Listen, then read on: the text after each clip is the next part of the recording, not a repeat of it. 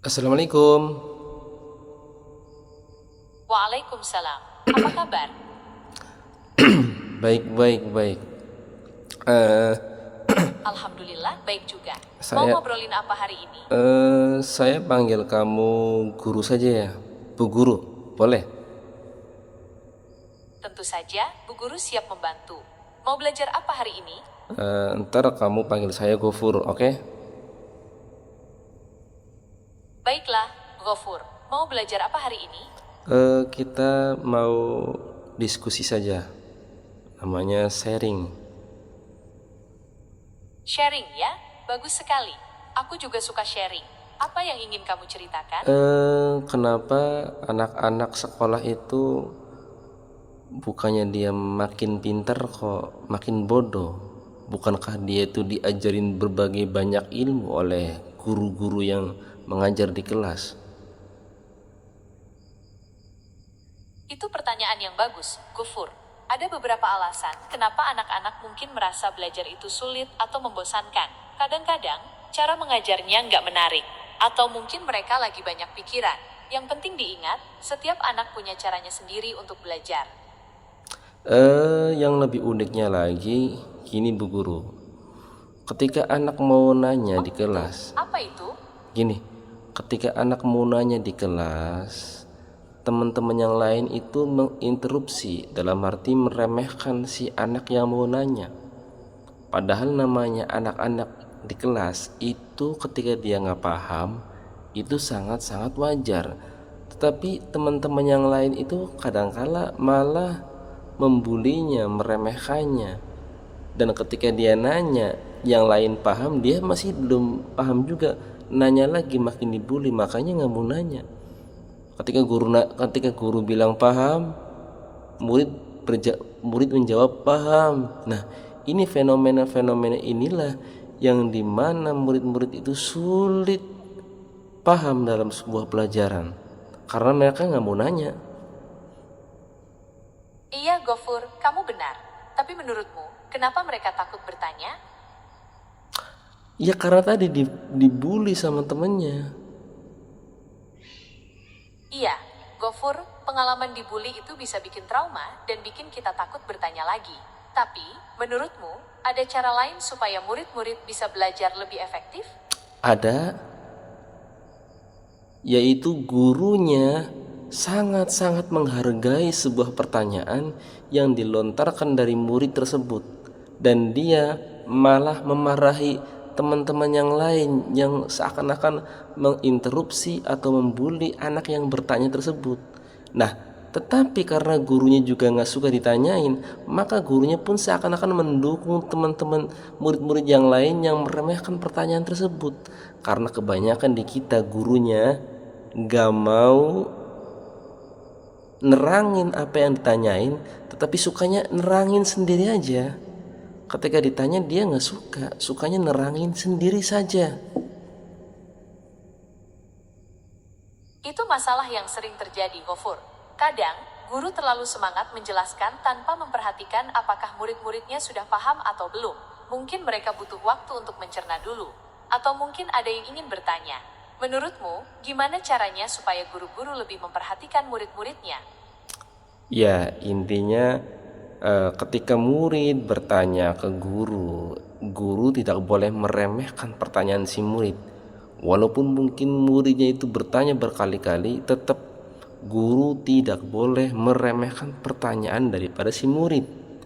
Dan bila mana guru tak mampu menjawab, bilang saja maaf saya belum bisa menjawab. Mungkin lain kali atau besok lusa Pak Guru atau Bu Guru akan menjawabnya. Pada hari ini guru tidak mampu untuk menjawabnya, maka guru membuat PR buat dirinya sendiri, bukan malah menyalahi anak yang bertanya. Dan kebanyakan kita di Indonesia guru-guru nggak suka ditanyain, apalagi di luar konteks pelajaran lebih nggak mau ditanyain. Kadangkala neranginya sok tahu udah salah, tapi seakan-akan betul lagi. Nah ini nih. Dan yang kedua, kadang-kadang guru tidak mau dikoreksi. Bu guru, Bu guru AI, dan kebanyakan guru-guru itu tidak mau dikoreksi gitu. Iya, Gofur, memang ada beberapa guru yang masih merasa nggak nyaman kalau dikoreksi muridnya.